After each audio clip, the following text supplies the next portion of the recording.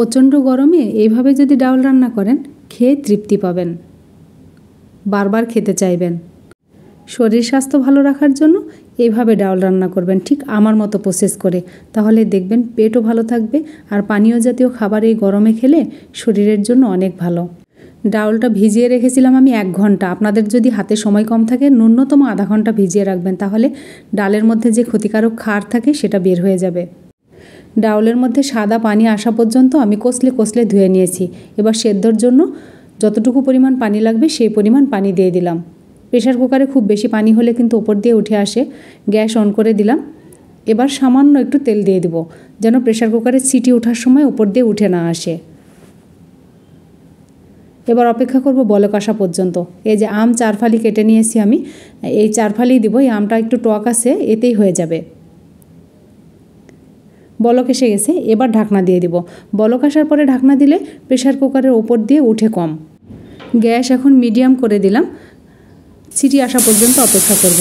এই যে সিটি চলে আসছে, এভাবে আমি 2-3টা সিটি দিয়ে নিব। সিটি দেওয়া কমপ্লিট হয়ে গেছে, চুলা অফ করে দিলাম। এবার গ্যাসটা বের করে দিব, ঢাকনা খুলে নিব। ডালটা দেখুন কি সুন্দর সেদ্ধ হয়েছে। আর ডালের ঘনত্ব বাড়ে যদি প্রেশার কুকারে সেদ্ধ করেন, তাহলে সেই ডালটা বাড়ে কিন্তু রান্না করলে। ডালটা খুব ভালো করে ঘুটে নিব আমি, নিয়ে যতটুকু পরিমাণ আমি ঘনত্ব রাখবো ঠিক সেই পরিমাণ পানি দিয়ে দিব। আপনারা আপনাদের পরিমাণ অনুযায়ী পানি দিয়ে নেবেন। হ্যাঁ, যে আমি এর চেয়ে বেশি পাতলা করব না, খুব বেশি ঘন না আবার একদম পাতলা না। 2টা কাঁচামরিচ দিয়ে দিলাম, সামান্য পরিমাণ হলুদ দিলাম, স্বাদ মতো লবণ দিলাম, আদা রসুন বাটা দিলাম 1 চা চামচ, ধনিয়া জিরার গুঁড়া দিলাম 1/2 চা চামচ করে।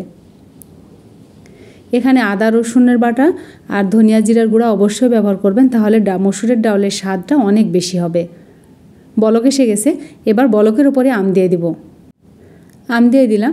এবার খুব ভালো করে বলক তুলে নিব 10-15 মিনিট। আমাদের দিকে বলে জালে ডাল তাজা আর তেলে হলো গোস পাকা। তার মানে ডালে যত জাল দিবেন, নাড়বেন আর জাল করবেন, তত ডালের টেস্ট হবে। আমি 10-15 মিনিট মতন জাল করে নিয়েছি। দেখে নিচ্ছি আমটা সেদ্ধ হয়েছে কিনা। আম সেদ্ধ হয়ে গেছে, এবার নামিয়ে নেব।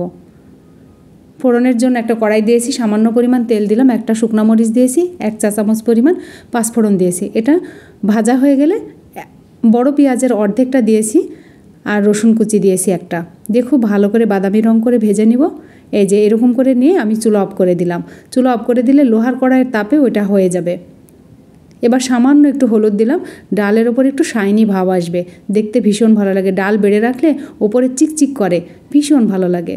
এবার ফোড়নটা দিয়ে দিলাম। ডালে ফোড়ন দেওয়ার পরে কখনোই জাল দিবেন না, ঢাকনা দিয়ে ঢেকে রাখবেন, তাহলে ডালের ফ্লেভারটা খুব ভালো থাকবে। 10 মিনিট পরে আমি পরিবেশনের জন্য নিয়ে আসছি। দেখুন কি সুন্দর কালার হয়েছে, স্বাদও হয়েছে অনেক। আপনারা এইভাবে রান্না করে খাবেন। আমার এই রেসিপি যদি আপনাদের ভালো লেগে থাকে, তাহলে ইউটিউব থেকে দেখলে সাবস্ক্রাইব করবেন, বেল আইকন টিপে রাখবেন, ফেসবুক থেকে দেখলে ফলো দিয়ে রাখবেন, তাহলে নতুন রেসিপি আপলোড করার সঙ্গে সঙ্গে আপনারা নোটিফিকেশান পেয়ে যাবেন। লাইক কমেন্ট শেয়ার করবেন ফ্রেন্ডস অ্যান্ড ফ্যামিলির মাঝে, যারা নতুন তাদের শিখতে সুবিধা হবে। আপনাদের একটা লাইক কমেন্ট শেয়ার আমার রান্নার প্রতি অনেক আগ্রহ বাড়িয়ে দেয়। আগামী রেসিপি নিয়ে আসা পর্যন্ত আপনারা নিরাপদ সুস্থ সুন্দর থাকবেন, আমাদের জন্য দোয়া করবেন।